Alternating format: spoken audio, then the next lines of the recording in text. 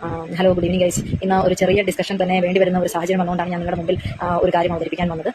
ഇന്നിപ്പോൾ കുറച്ച് ദിവസങ്ങളായിട്ട് നമ്മൾ കേട്ടുകൊണ്ടിരിക്കുന്നു കല്യാണി എന്ന് പറയുന്ന ഒരു കുട്ടി ആലുവയിൽ മിസ്സായതും അവരുടെ ഫാമിലിക്ക് നേരിടേണ്ടി വന്ന കാര്യങ്ങളും എല്ലാം നമ്മൾ കേട്ടുകൊണ്ടിരിക്കുകയാണ്.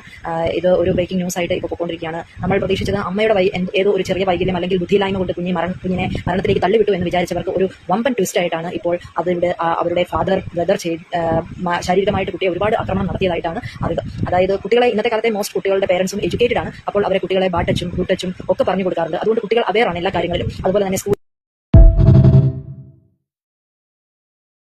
സ്കൂളിലും എല്ലാ കാര്യങ്ങളും പറഞ്ഞു കൊടുക്കുന്നുണ്ട്. So even very small young child കൂടെ ഇങ്ങനെയുള്ള കാര്യങ്ങൾ കണ്ടാൽ അവർ ഇമ്മീഡിയറ്റ്ലി പ്രതികരിക്കുകയും പേരൻസിനോട് കംപ്ലയിന്റ് ചെയ്യുകയും ചെയ്യാറുണ്ട്. ബട്ട് ഇന്ന് ഈ കുട്ടിയുടെ കേസിൽ പോലും കുട്ടി പേരൻസിനോട് പറഞ്ഞതായിട്ടാണ് നമ്മൾ ന്യൂസ് കേൾക്കുന്നത്. അപ്പോൾ കൂടി പേരന്റിന് അത് പ്രോപ്പറായ രീതിയിൽ അതിൽ പ്രതികരിക്കാനും ആക്ഷൻ എടുക്കേണ്ട ഒരു അവസ്ഥയും എങ്ങനെ എടുക്കണമെന്നുള്ള രീതിയും അവർക്ക് അറിയാതെ പോയി. മേ ബി ഫാമിലി ലൈഫ് ആയിരിക്കും. കാരണം ഫാദർ കുടിച്ചിട്ട് വരികയും അമ്മയുമായി സ്നേഹത്തിലല്ലാത്ത ഒരു സാഹചര്യവും പോയിക്കൊണ്ടിരിക്കുമ്പോൾ മേ ബി അമ്മ കംപ്ലയിന്റ് ചെയ്താൽ പോലും അപ്പനും അപ്പന്റെ ഫാമിലിയും ചേർന്ന് അതിനെ പുച്ഛിച്ച് തള്ളുകയും ആ അമ്മയെ അപമാനപ്പെടുത്തുകയും ചെയ്തതിന്റെ ഒരു വെറിയായിട്ട് വേണമെങ്കിൽ കൂടെ ആ അമ്മ ആ കുഞ്ഞിനെ തള്ളിയിട്ട് കൊന്നതായിരിക്കും.